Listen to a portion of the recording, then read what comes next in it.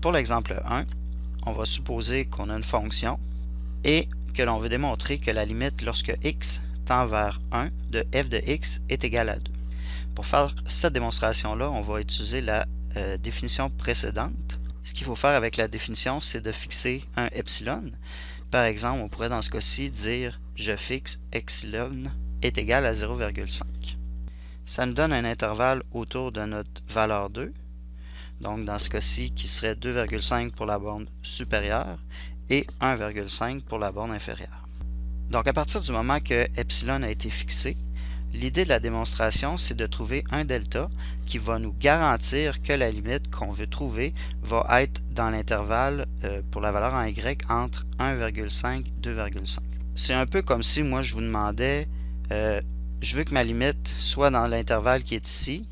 C'est quoi que je dois prendre comme delta, donc pour l'intervalle autour de 1, qui va me garantir que la limite donc est dans mon intervalle.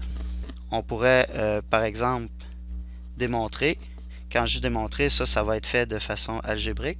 On pourrait démontrer que par exemple, si on prend delta qui est égal à 0,1, à ce moment-là, forcément, notre limite va être dans notre voisinage autour de la valeur 2.